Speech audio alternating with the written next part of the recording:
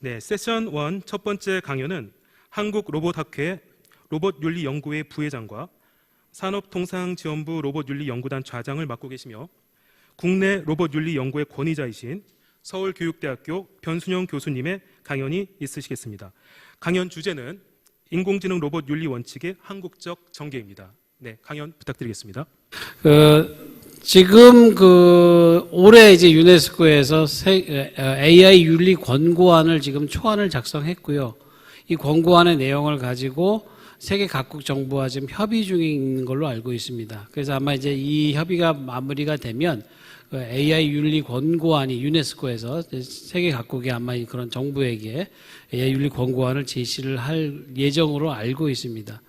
이처럼 이제 세계 각국에서 AI 윤리 권고안들이 나오고 있고요. 우리나라에서도 이제 작년에 12월에 정부에서 AI 국가 전략을 발표했고, 원래 이제 올해 안에 한국의 한국형 AI 윤리 원칙을 선언하겠다라고 계획을 세우고 있습니다.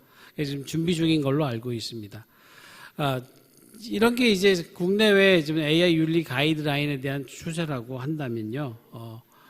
그러면 이제 제가 오늘 발표해서 말씀드릴 거는 이제 이런 AI 로봇과 관련된 윤리 헌장이나 윤리 가이드라인들이 그럼 이제 한국에서는 전무했었느냐? 그게 아니고 실은 2007년도부터 이제 이와 관련된 작업들이 진행되고 있었다는 걸 말씀드리고, 그동안의 역사를, 아니 20여 년간의 역사가 또 있었다는 걸 좀 말씀드리고, 그리고 나서 이제 그걸 살펴보고, 그 다음에 이제 인공지능의 도덕성과 인공지능 윤리 원칙, 그리고 이제 요새 최근에 제시가 되고 있는 윤리 인증에 대한 것까지 간략하게 말씀드리려고 합니다.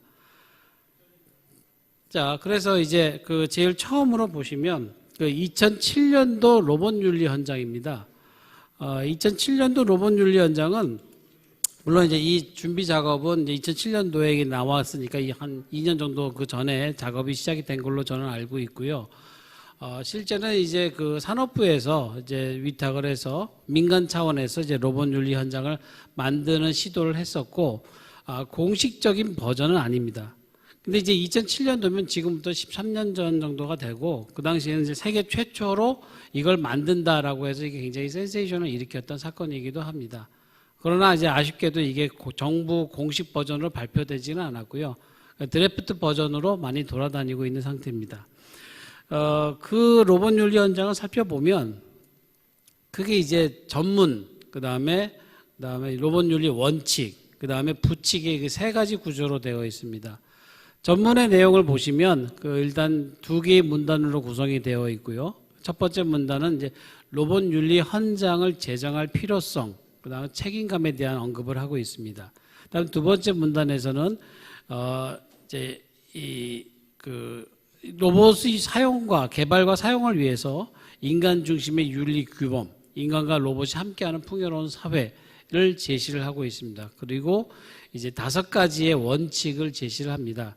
그래서 다 살펴보진 않겠지만 대체로 보면 첫 번째 것은 인간은 로봇을 설계하고 제조하고 사용할 때 항상 생명의 존엄성 및 생명 윤리를 보호하고자 지켜야 한다. 이게 제일 처음 제시가 되었다는 거죠. 생명의 존엄성.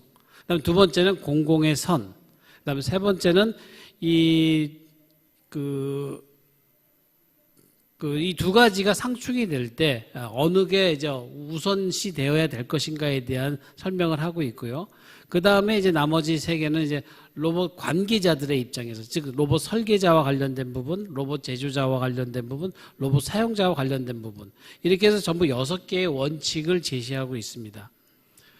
그래서 그 다음 구체적인 내용은 이제 부칙에 가서는 이제 로봇 설계자가 지켜야 할 윤리, 제조자가 지켜야 할 윤리, 그다음에 사용자가 지켜야 할 윤리, 이렇게 세 가지로 되어 있고, 구체적인 내용들은 자료를 보시면 될 것 같습니다. 그래서 이제 가장 기본적인 포맷이 일단 로봇 윤리에서 지켜야 할 어떤 기본적인 가치로 생명의 존엄성하고 공공의 선이라는 걸 들었다는 것, 그 다음에 로봇의 개발과 사용과의 과정에서 그 관계자들, 그러니까 로봇 주체들의 입장에서 윤리적인 규정을 접근하고 있다는 점에서는 상당히 그 기본적인 틀의 어떤 그 전형을 제시해 줬다고 볼 수가 있을 것 같습니다. 그다음에 두 번째는 이제 이게 이제 10년 뒤에 이거는 이제 2017년도에 이제 로봇 윤리 헌장 2라고 해서 이제 이거를 업그레이드한 버전입니다. 그래서 기존에 이제 이 로봇 윤리 헌장의 내용들이 사실은 로봇 윤리 헌장이지만 그 내용과 아까도 원칙을 보시면 알겠지만 사람 중심의 어떤 진술이 되어 있어요. 그래서 이게 로봇 윤리 헌장인지 아닌지에 대한 구분이 좀 생기기도 합니다. 그래서 이거를 이제 그 저희 연구팀에서 이제 그 업그레이드, 수정 및 업그레이드를 했습니다. 그래서 지금 현재의 변화를 반영을 하고요. 그 다음에 이제 로봇 윤리 헌장의 전문과 6원칙을 다시 제시를 했습니다. 그리고 로봇 윤리 헌장의 취지에 맞게 주어를 인간 대신 로봇으로 전부 대체를 했습니다. 그 내용의 결과를 이제 보시면 전문을 4개의 문단으로 구성을 해서 미래 사회에 대한 예측, 그다음 로봇 윤리 헌장의 제정의 필요성과 책임, 그다음에 이제 가장 기본적인 가치로 인간의 존엄성과 인류의 공공선을 제시했고요. 그다음에 이제 마지막으로 로봇 윤리 헌장을 선언한다라는 선언문으로 구성되어 있습니다. 로봇 윤리의 기본 원칙을 이제 6가지로 되어 있는 걸 저는 5가지로 이제 요약을 했고요. 존엄성과 공공선을 첫 번째로, 그 다음에 이 둘의 관계에서 우리가 존엄성을 실현하기 위해서 공공선을 해쳐서는 안 되겠죠. 그래서 공공선을 침해하지 않는 범위 내에서의 존엄성의 추구라는 제한 규정을 두었습니다. 그 다음 세 번째는 로봇의 존재적 지위로서 사용자의 명령 준수라는 가장 기본적인 의무를 최고의 의무로 제시를 했고요. 그 다음에 4절과 5절에서는 이제 로봇이 이러한 원칙들을 준수해야 되고 이렇게 만들어야 되는 책임을 설계와 제작자에게 부여했다는 것이죠. 그 다음 5번째는 이제 로봇 사용자와 관련된 부분인데 이것을 이제 로봇을 주어로 하다 보니까 이제 로봇은 그것이 만들어지고 그 제작된 목적에 부합해서 사용되어야 하고 이외의 사용에 대해서는 그 사용에 대한 책임은 사용자에게 있다라는 걸 규정을 했습니다. 그래서 이게 5가지 기본 원칙을 만들고요. 그 다음에 이제 2장과 3장, 4장에서는 각각 이제 그 설계자, 제작자, 사용자의 관점에서 이렇게 3가지 주체별로 제시를 했습니다. 그래서 크게 본다면 만드는 사람들의 입장, 그다음 두 번째는 사용하는 사람들의 입장은 크게 대변되고요. 이걸 셋으로 나눠본다면 만드는 사람들, 그다음에 사용하는 사람들, 그리고 그것을 공급 및 관리하는 사람들, 이렇게 3가지 파트 정도로 구분될 수 있는 게 가장 기본적인 포맷이라고 보시면 될 것 같습니다. 그다음에 이제 2019년에 이제 산업부에서 이제 로봇산업진흥원의 수주를 받아서 한국로봇학회 로봇윤리연구회에서 개발한 인공지능 로봇에 대한 윤리 가이드라인입니다. 보통 우리가 이제 AI, 인공지능 윤리라고 했을 때 인공지능 윤리는 2가지가 있어요. 하나는 뭐냐면 인공지능 자체의 윤리입니다. 그러니까 ethics of AI itself라고 볼 수 있겠죠. 그러니까 좀 더 구체적으로 얘기한다면 이제 알고리즘 윤리입니다. AI가 어떤 행위들을 하고 어떤 걸 선택하고 어떤 걸 초이스해야 하고 결정해야 되는지에 대한 원칙들을 설정해 주는 거. 그 원칙들이 윤리적이어야겠죠. 그래서 AI의 윤리는 첫 번째는 그 유형이 있고요. 두 번째는 이제 ethics for AI입니다. AI를 개발하고 공급하고 관리하고 사용하는 사람들이 지켜야 할 윤리라는 거죠. 이 2가지가 있는데 크게 이제 그 로봇과 AI의 발전사에서 보면 2가지 유형의 윤리적인 것들이 있습니다. 첫 번째 유형은 뭐냐면 아시모프류의 윤리 원칙들입니다. 그러니까 로봇은 뭘 해야 돼, 뭘 해야 돼, 뭘 해야 돼라고 되어 있는 유형의 윤리 원칙들이 아시모프가 제시하고 그 이후에 뭐 여러 이제 그런 유형의 유사한 원칙들이 많이 나와 있어요. 근데 이제 그런 유형의 원칙들을 나열하다 보니까 무슨 문제가 생기냐면 너무 추상적이고 그다음 지금 현실화되어 있지 않은 것들에 대한 이야기, 다시 말해서 너무 공담적인 성격이 강하다. 그래서 비판을 받게 되죠. 그래서 구체적으로 이제 AI나 로봇을 연구하는 사람들이 지켜야 할 윤리 가이드라인을 정하자. 그래서 나오기 시작하는 게 윤리 가이드라인이 나오기 시작합니다. 그래서 최근에 한 5, 6년 정도 사이에 세계 각국에서 이제 이런 유형의 윤리 가이드라인, 개발, 공급, 관리, 사용을 위한 윤리 가이드라인들을 발표하기 시작을 하죠. 그래서 이제 그런 추세에 맞게 이제 2007년도, 2017년도 버전을 2019년도에서 이제 그 버전에 맞게 맞춰 개발한 게 지금 이제 여러분들이 보시고 있는 인공지능 로봇의 개발과 이용에 대한 윤리 가이드라인입니다. 그래서 이제 기본 가치로 인간의 존엄성, 공공선, 인간의 행복 추구라는 걸 기본 가치로 놓고요. 그 다음에 이제 기본적으로 실천 원칙으로 가장 많이 언급되고 있는 것들 중에 하나가 이제 투명성, 제어 가능성, 책무성, 안전성, 정보 보호. 그래서 5가지 실천 원칙으로 제안이 되었고, 이게 이제 그 산자부에 제안이 된 상태고요. 아직 이제 공식적인 산자부의 입장은 아닌 것 같습니다. 그렇지만 이제 이렇게 연구가 되어 오고 민간 차원에서는 또 학문 수준에서는 연구가 되어 오고 있다는 걸 말씀드리고 싶고요. 그래서 이제 3가지의 어떤 그 기본 가치에 대한 이야기가 언급이 되었습니다. 그 다음에 이제 2018년도, 2019년도에 이건 조금 좀 지금 제가 말씀드린 이 3가지의 유형의 로봇 중심의 윤리 가이드라인과 조금 다른 맥락으로 이제 지능정보사회. 그래서 지금 이제 지능정보사회 쪽의 계열이라고 보시면 될 것 같습니다. 그래서 2018년 4월 정보문화포럼에서 발표된 지능정보사회 윤리 가이드라인이 있고요. 그 다음에 2019년 방송통신위원회하고 키스디에서 같이 발표한 이용자 중심의 지능정보사회를 위한 원칙이라고 해서 이게 2019년에 발표가 된 게 있습니다.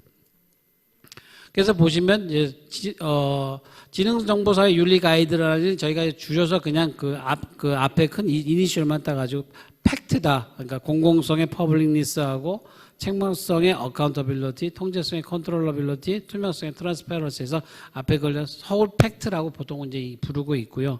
지금 이 지능정보사회의 윤리 이 4가지 원칙은 지금 이제 올 12월부터 발효가 되온 지능정보사회 기본법에서 이것이 언급이 되어 있습니다. 그래서 공공성, 책무성, 통제성, 투명성이라고 하는 4가지 원칙이 선언이 됐는데 이제 중요한 건 뭐냐면 이제 왜 이 4가지냐? 이 4가지 말고 다른 것들은 더 들어갈 수 있느냐 없느냐의 문제. 그다음 2번째는 이 4가지가 서로 충돌을 할 경우, 이를테면 공공성과 뭐 투명성이 혹은 책무성이 혹은 통제성이 충돌을 할 경우에는 어떻게 해결해야 되느냐, 뭐 이제 이런 어떤 문제점들에 대해서는 또 고민을 해봐야 될 여지가 있습니다. 그래서 이제 이런 이게 그 서울 팩트가 있고요. 그다음 가장 최근에 나온 게 이제 2019년에 이제 이용자 중심의 지능정보사회를 위한 원칙이라고 해서 7가지의 원칙들이 제시가 되어 있습니다. 그래서 이제 여기는 아무래도 이제 인공지능에 딱 특화되겠다기보다는 이제 지능정보사회라고 우리가 앞으로 미래사회를 규정하고 지능정보사회에서 이런 어떤 그 사람 중심의 서비스라든지 투명성과 설명 가능성, 책임성 등등의 이런 것들이 인공지능과 관련돼서 이제 강조되어야겠다라고 이제 제시가 되어 있다라는 거죠. 자, 그래서 지금 이제 물론 이 외에도 지금 이제 우리 여기 이제 인공지능 윤리 협회에서 또 제가 알기로도 이제 몇몇 협회나 단체에서 인공지능 윤리와 관련된 선언을 한 것도 있습니다. 근데 제가 지금 말씀드린 것들은 한국에서 그래도 좀 공식적인 입장에서 윤리 가이드라인과 관련된 흐름을 좀 살펴봤고요. 그 다음에 이제 제가 발표 의뢰를 받았을 때 제가 우리 황기현 교수님 섭외가 되기 전이라서 지금 이제 가장 뜨거운 이슈가 되고 있는 자율주행 자동차. 이게 이제 자율주행 자동차를 위한 윤리 가이드라인 부분에 대한 것을 좀 준비를 했는데 이 부분은 이따가 다시 또 황기영 교수님 발표하는 내용이 있으니까 그때 더 자세하게 듣기로 하고요. 지금 한국에서 자율주행자 윤리 가이드라인에 가장 지금 선두에 서서 지금 선봉장 역할을 하고 계시는 분이 우리 황기영 교수님이십니다. 그래서 아마 그 부분에 대해서는 그 시간에 좀 더 자세하게 듣는 걸로 보고요. 중간에 이제 마지막에 이 부분만 조금 한번 말씀을 드릴게요. 이거는 이제 아주대학교 윤일환 교수님 팀에서 연구한 내용 중에 일부분을 제가 가지고 온 겁니다. 그래서 제가 그 팀에 부탁을 했던 게 뭐냐면 자율주행 자동차를 할 때 만약에 여러분들이 자율주행 자동차의 프로그램을 개발하는 프로그래머라고 한번 생각을 해보세요. 그러면 이제 운행 상황에 따라서 어떤 걸 결정하게끔 하는 걸 만들어야 될 거예요. 그런데 예를 들어서 도로교통법을 다 잘 지키면 누구라도 다 도로교통법을 다 준수하면 사고가 안 나겠죠. 뭐 그렇게 이야기하시는 분들도 있고 또 혹은 이제 도로교통법을 다 아무리 준수한다 해도 사고는 일어날 수밖에 없다. 뭐 이렇게 얘기하시는 분들도 있을 것 같습니다만은 어찌됐건 우리가 어떤 그 교통의 운행과 관련된 결정을 내리는 알고리즘을 만들 때 그 알고리즘을 만드는 원칙이 있어야 되겠죠. 그래서 제가 그때 그 아주대학 그 교통공학 하시는 분들에게 어떤 걸 부탁을 드렸냐면 그 우리나라에서 일어나는 모든 사고의 유형 중에서 도로교통법을 어겨서 일어난 사고는 그거는 이제 법을 어겨서 규칙을 어겨서 일어난 사고니까 그건 빼고 그렇지 않은 모든 사고를 좀 조사를 했으면 좋겠다. 그래서 아마 그분들이 전부 다는 못하고 샘플링으로 해서 사고 유형을 조사를 한 내용입니다. 그 사고 유형을 봤을 때 여기서 보시면 알겠지만 도로 유형별 사고로 봤을 때 도시부 도로의 사고가 가장 많고 도시부 도로 사고의 유형 중에서도 이 컷인 상황, 지금 1번에 해당이 되는 그러니까 끼어드는 상황에서의 차량 사고가 가장 많다는 거예요. 자, 그랬을 때 이렇게 갑자기 끼어드는 차량이 나왔을 때 이제 어떻게 그거를 대비해서 할 거냐? 끼어드는데 그냥 가만히 부딪힐 거냐? 아니 그걸 피해서 옆차선으로 갈 거냐? 뭐 이런 문제들에 대한 결정을 그걸 엔지니어가 결정을 내릴 수 있을까요? 하는 문제인 거죠. 엔지니어가 그럴 때는 뭐 이렇게 해서 옆차선으로 무조건 옮겨. 그런데 이제 만약 옆차선에 다른 차가 있을 때도 옆차선을 옮기도록 결정을 해야 될까? 그러니까 이거는 제가 말씀드리고 싶은 건 이거는 엔지니어가 결정할 수준의 문제가 아니라는 거죠. 이거는 사회적 합의를 거쳐서 그 사회 혹은 그 자동차를 소비할 수 있는 시장에서 허용 가능한 수준의 어떤 원칙들이 설정이 되어야 그 원칙에 의해서 운행 알고리즘을 만들 수 있다는 거죠. 그걸 아마 이제 말씀드리기 위해서 지금 이제 이렇게 자동차 사고의 어떤 딜레마들을 조금 분석을 해본 걸 여러분들이 소개를 해드리는 겁니다. 그래서 이제 그 상용성, 자율주행차의 상용성을 고려한 윤리 항목 개발해서 교통약자, 주변 차량의 특성 뭐 등등을 조사하는 거죠. 그래서 실제로 제가 지금 제가 가지고 다니는 운행차가 이제 레벨 2인데 막힐 때 보통 이제 그 자율주행을 시도를 많이 합니다. 근데 그때 제일 불안한 게 뭐냐면 차가 뭐 쓸까 안 쓸까 이게 불안한 게 아니라 옆에 차가 그러니까 인간 운전자가 갑자기 끼어들까 안 끼어들까 이게 가장 중요한 불안 요소가 되더라고요. 그래서 옆 차선에 막 끼어들려고 한 차가 있을 때 물론 어느 정도 거리를 두고 끼어들면 이제 차가 감지를 하는데 갑자기 끼어드는 경우는 감지를 못 하더라고요. 그런 문제들이 아직은 좀 있는 것 같습니다. 네, 그래서 이제 그 윤리 가이드라인들의 역사가 비록 짧긴 하지만 그래도 세계 최초로 우리나라에서 그런 걸 만들려고 노력을 해왔고 그것의 흐름도 있고 그다음에 이제 인공지능의 윤리 가이드를 만드는 그 두 가지 흐름들을 다 통해서 저는 이제 인공지능의 도덕성을 좀 구분을 해야 되겠다 이렇게 생각을 합니다. 그러니까 이를테면은 인공지능이 어떤 영역에 어떤 성격으로 있느냐에 따라서 이를테면 우리가 인공지능을 탑재한 예를 들어 킬러 로봇도 생각해 볼 수 있고요. 티칭 로봇도 생각해 볼 수 있고요. 그 다음에 뭐 자율주행 자동차도 생각해 볼 수 있겠죠. 자, 그랬을 때, 모두 동일한 정도의 어떤 그 등급을 매길 수 있겠느냐는 거죠. 그러니까 다시 얘기하면 우리가 이제 예를 들어서 그 인공지능의 윤리를 이야기하는 건 두 가지 이유 때문에 그렇습니다. 하나는 뭐냐면 두 가지의 어떤 딜레마인데요. 뭐냐면 하나는 인공지능은 인공물이라는 거죠. 우리가 인간이 만들어낸 산물이라는 거예요. 그런데 문제는 우리가 그 예를 들어 세탁기를 만들어내고서 세탁기 윤리를 얘기하나요? 뭐 텔레비전을 만들면서 텔레비전 윤리를 얘기하진 않아요. 근데 왜 인공지능은 인간이 만들어내는 것인데도 불구하고 왜 윤리를 얘기하냐는 거죠. 그 이유는 뭐냐면 자율성에 있다는 거죠. 물론 이제 자율성이냐 자동성이냐는 건 또 굉장히 철학적인 논의로 들어가면 복잡합니다. 그러나 적어도 그것이 자율적이냐 자동적이냐 이 두 가지 문제에 대해서 그 극단적인 단순한 형태는 우리가 쉽게 구분할 수 있겠죠. 그러나 자동성이 복잡화되어서 스스로의 자율성인 것처럼 보여지는 현상들을 우리는 AI나 로봇에게서 찾아질 수 있다고 기대를 하기 때문에 AI 윤리를 이야기하는 이유에 바로 거기에 있습니다. 그래서 제 생각에는 이제 인공지능의 도덕성의 원칙을 이야기할 때 이렇게 이제 세 가지 유형으로 구분해야 된다 이건 거죠. 쉽게 얘기하면 우리가 그 집에 아마 냉장고를 보시면 냉장고 앞에 이제 에너지 효율 등급을 아마 표시를 할 거예요. 그래서 이 냉장고가 1등급이냐, 2등급이냐, 3등급이냐에 따라서 전력 사용이나 뭐 이런 것들, 뭐 전력 절약에 하는 거 이런 것들 우리가 알 수 있는 것처럼 이 인공지능 도덕성도 자율성을 세 가지로 구분해 볼 수 있겠다라고 보는 거죠. 그래서 이제 첫 번째 유형의 도덕성은 뭐냐면 명령의 무조건적 수행의 도덕성 단계라고 저는 생각을 합니다. 이거는 뭐냐면 사용자가 명령하는 대로 무조건 수행하려고 하는 거예요.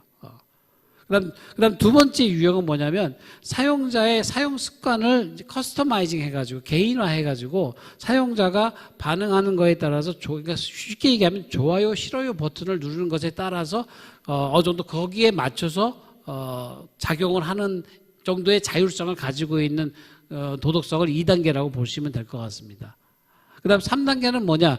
사회적 규약 준수 단계라고 보는데 이 경우는 뭐냐면 사용자의 명령이나 사용자의 기호, 개인화를 떠나서 안 되는 건 안 되는 거라고 얘기할 수 있는 정도의 도덕 자율성의 등급이라고 볼 수 있습니다. 그럼 예를 든다면 이제 이렇게 얘기하면 굉장히 어렵죠. 근데 이제 좀 쉽게 설명을 해드리기 위해서 예를 든다면 드론을 한번 예를 들어 봅시다. 그러니까 1단계의 자율성을 가지고 있는 드론은 무조건 내가 띄워서 촬영을 하라고 하면 다 촬영을 합니다.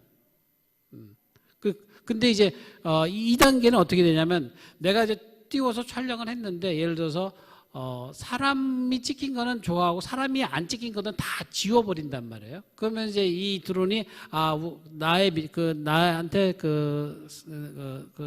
나를 이용한 사람이 사람 찍힌 거는 좋아하고 사람이 안 찍힌 거 싫어하더라. 그러면 사람이 없는 장면을 찍지 않는다는 거죠. 그러니까 그 정도의 자율성을 가지고 있는 드론이라고 보시면 될 거예요. 그럼 이제 3단계는 어떻게 되느냐? 사진을 찍으라고 하고 사람이 들어가는 모습을 장면을 찍으려고 하는데 여기가 보니까 촬영 금지 구역이에요. 혹은 비행 금지 구역이에요. 혹은 우리가 어떤 사람의 촬영을 할 때 사전에 동의를 받아야만 된다고 하는 규약이 있다면 그거를 준수하지 않았을 경우에는 그래서 그런 이유로 인해서 촬영할 수 없습니다라고 사용자가 촬영하라고 명령해도 거부할 수 있는 단계를 얘기하는 거죠. 그래서 이제 이런 유형, 다시 말해 이런 자율성의 정도에 따라서 도덕성을 나눠줄 수 있고 이것에 따라서 등급을 매겨야 된다는 거죠. 그럼 이제 두 번째 의문은 그럼 뭐하러 그렇게 어렵게 도덕성 등급을 나누냐 이제 이런 물음이 생길 수 있어요. 벌써 이제 우리나라에서도 이제 자율주행차를 위한 보험이 이제 새로 이제 나오기 시작한다고 곧 나올 거라고 얘기까지 나오고 있습니다. 그건 좀 뭐냐면 예를 들어서 인공지능의 유형에 따라서 이렇게 자율성의 등급을 나눠주면 그거에 의해서 그것이 가지고 있는 책임과 어떤 보상의 문제들에 대한 등급들이 나눠질 수 있다라는 거죠. 그래서 그걸 나눠보자고 보는 거죠. 아까 예를 들어 자율주행차도 우리가 자율주행차만 생각하면은 테슬라의 승용차만 생각을 해요. 근데 이제 자율주행차도 이런 승용차, 개인 승용차하고 대중교통에 의한 버스하고 어떤 위험물을 운반하는 화물차하고 이 세 가지 유형의 자율주행차가 동등한 어떤 운행 기준을 가지고 운전을 한다? 물론 기본적인 건 비슷할 수 있겠죠. 그러나 유사시에 이 세 차량들의 운행의 기준이 분명히 달라져야 하는 부분이 있어야 된다는 거죠. 그걸 고려해 본다면 인공지능의 도덕성의 유형을 이렇게 세 가지로 구분하고 물론 이 세 가지는 가장 기본적인 구분이고요. 이 세 가지에 대해서 더 세분화돼서 예를 들어서 1유형에서도 뭐 1-1, 1-2 이런 식으로 조금 더 세분화된 유형화로 나갈 수 있을 거라고 생각이 됩니다. 그다음 이제 두 번째는 이제 제가 생각하는 이제 AI의 윤리 원칙을 네 가지로 제시를 했는데요. 좀 거기 영어로 논문을 쓴 내용을 그대로 가져왔기 때문에 영어로 되어 있는데 내용은 간단합니다. 첫 번째는 뭐냐면 최고 심급, 그러니까 AI 인공지능에 있어서의 가장 최고의 가치는 인간의 존엄성하고 공공선이어야 한다. 이 두 가지 그리고 공공선을 해야지 않는 범위 내에서 인간의 존엄성을 최대한으로 실현해야 한다. 이게 첫 번째 원칙입니다. 이게 가장 중요하다고 저는 생각을 하고 있고요. 두 번째는 이제 인공지능은 기본적으로 도구적 존재여야 한다. 그래서 이 인공지능 로봇의 존재론적 지위는 도구성에 있다라고 이제 천명하는 거죠. 왜냐하면 우리가 AI나 로봇을 우리가 원하면서도 이에 대해서 늘 불안해하는 이유는 터미네이터에서 나오는 스카이넷의 존재거든요. 스스로 인공지능을 만들어내고 근데 그걸 되면 이제 이런 경우도 생길 수 있겠죠. 어떤 논리냐면 자, 우리는 인간을 보호해야 해. 그런데 인간의 최대적은 뭐지? 물어보고 인간이네. 그럼 인간을 보호하기 위해서 인간을 관리하거나 죽여야 되네. 이런 논리가 나올 수 있다라는 거죠.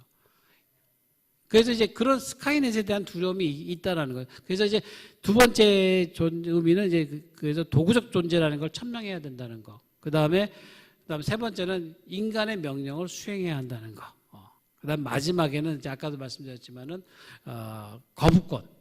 거부권에 대한 이야기를 좀 가져야 된다라는 게 이제 4가지 원칙입니다. 지금 시간이 3분 남았다고 재촉이 들어와서요. 제목은 이제 자료는 좀 더 보시면 될 것 같고요. 그래서 이제 아까 도덕성의 유형과 윤리 원칙을 내세웠고요. 그다음에 최근에는 이제 인공지능 로봇 분야 쪽에서 가장 핵심적인 이슈 중에 하나가 이제 윤리 인증 프로그램입니다. 그러니까 에티क्स 서티피케이션 프로그램인데 아마 우리나라에서도 이제 국가기술표준관리원인가요? 표준원이 제가 명확한 명칭이 좀 혼동이 되는데 거기서도 이제 이 윤리 인증에 대한 연구를 하기 시작했다고 연락이 왔어요. 그러니까 이제 이런 필요성을 이제 느끼고 있는 것 같고, 그래서 자율주행 시스템이 있고, 그리고 이제 이런 것들에 대한 안전성이나 신뢰성 혹은 윤리성을 인증을 해줘야 되겠다. 그래서 이제 윤리 인증 프로그램이 나오는데 지금 많이 논의가 되는 게 이 3가지입니다. 책임성과 투명성과 편향성에 있어서 어떤 서티피케이션, 인증 기준을 줘야 된다라고 얘기를 하고 있는데요. 이 3가지도 전 좋다고 봅니다. 근데 이제 문제는 왜 이 3가지여야만 하느냐. 그래서 가장 큰 문제점은 뭐냐면 이 3가지가 정말 윤리적인 인증이냐의 물음을 해결할 수가 없다는 거죠. 책임성은 그래서 여기서 지금 논의되는 것중 가장 특이할 만한 것은 이제 프로그래매틱 레벨 어카운터빌리티, 프로그래머의 그 책임을 논의하기 시작했다는 게 저는 발전이라고 보고 있고요. 투명성에서는 이거는 이제 기업하고 가장 충돌하는 부분 중에 하나입니다. 그러니까 이를테면 기업이 그 투명성을 이야기하면 굉장히 곤란해해요. 왜냐하면 기업의 영업 비밀을 어떻게 공개할 수 있느냐. 그래서 이제 우리나라 카카오에서도 기업의 그 비밀을 손상시키기 이익을 해야지 않는 범위 내에서 투명해야 된다는 식으로 이제 얘기를 하고 있어요. 근데 만약에 그런 어떤 투명성의 문제가 사회 공익과 연결될 때 우리는 어느 정도까지 투명성을 요구할 수 있느냐 굉장히 중요한 이슈가 될 것 같습니다. 그래서 나오기 시작하는 개념이 로봇 투명성, 그다음에 윤리적 블랙박스, 문제가 생겼을 때 그걸 들여다볼 수 있는 어떤 장치의 마련, 이런 것들이 논의가 되고 있고요. 그다음에 이제 그 알고리즘 편향성 최소는 아까 우리 전 이사장님도 많이 얘기하고 있는데 지금 많이 이제 논의가 되고 있고, 그래서 이제 그 데이터 윤리라는 표현까지 지금까지 나오면서 이제 알고리즘 정의에 대한 문제까지 나오고 있습니다. 그래서 이제 이 편향성을 최소화하기 위해서 데이터를 어떻게 관리하고 분석하고 활용해야 되느냐. 그런데 이제 우리가 문제가 이제 이런 거죠. 모집단 자체가 만약에 남성 중심적인 어떤 사람들을 대상으로 연구를 한다 쳐봐요. 그러면 데이터 처리하는 과정이 아무리 공정하고 비편향적이어도 결과는 편향적일 수밖에 없다는 거죠. 그래서 데이터 자체의 편향과 데이터 관리 및 사용의 편향을 구분해서 봐야 된다. 이게 이제 제 주장입니다. 하여튼 이런 3가지가 지금 현재 논의가 되고 있는 이 윤리 인증의 중요한 기준인데, 저는 이게 안전성의 기준은 될 수 있을지 모르지만 윤리성의 기준이냐에 대해서는 논란의 여지가 있고, 그래서 이제 정리를 하자면 윤리 인증을 이원화해야 된다. 그래서 이제 여러 가지 기준들을 저희가 그 필요한 인공지능 분야에 따라서 설정하고, 그것이 자율주행차냐, 무슨 도로교통 통제 시스템이냐, 메디컬 로봇이냐 등등에 따라서 체크 기준들이 달라지겠죠. 그 세트를 모아서 하는 게 이제 기준 인증이고요. 그 다음에 아까 이제 한건 근본적으로는 윤리 인증, 다시 말해 자율성 인증이라고 하는 이 2단계 인증을 해야 된다고 보는 거죠. 그래서 이 2가지를 결합해서 이제 윤리 인증을 이원화해서 윤리 인증을 해야 된다는 게 제 주장이기도 합니다. 예. 그래서 지금 이제 마지막으로 보여드리는 게 이제 홈 헬스케어 로봇이라고 하는 걸 저희들이 상정을 하고, 이 홈 헬스케어 로봇을 만드는 개발자들이 지켜야 할 윤리 인증 체크리스트를 만들어 본 겁니다. 지금 그 안으로는. 그래서 이제 좀 더 구체적으로 특정 분야의 로봇 개발, 인공지능 개발자들이 윤리 인증을 받기 위한 체크리스트를 이렇게 체크하면서 막 개발할 수 있도록 하는 게 이제 저희 그 윤리 인증에서 필요하다라고 이제 저는 보고 있습니다. 예, 지금 많은 내용들을 짧은 시간에 발표하다 보니까 조금 좀 말도 좀 빨랐고 좀 용어들도 좀 어려웠던 것들이 좀 있었던 것 같습니다. 그러나 이제 발표된 자료를 보시고 아마 이 부분은 이제 앞으로 계속 강조될 수밖에 없는 부분이어서 매우 중요한 부분이라고 생각하고 끝으로 이제 이렇게 이제 여러분들 대상으로 해서 인공지능 윤리에 대해서 이렇게 설명을 해드릴 수 있는 설명할 수 있는 기회를 주신 인공지능 윤리협회에 감사드리고요. 다음에 또 기회 있으면 찾아뵙도록 하겠습니다. 예, 감사합니다.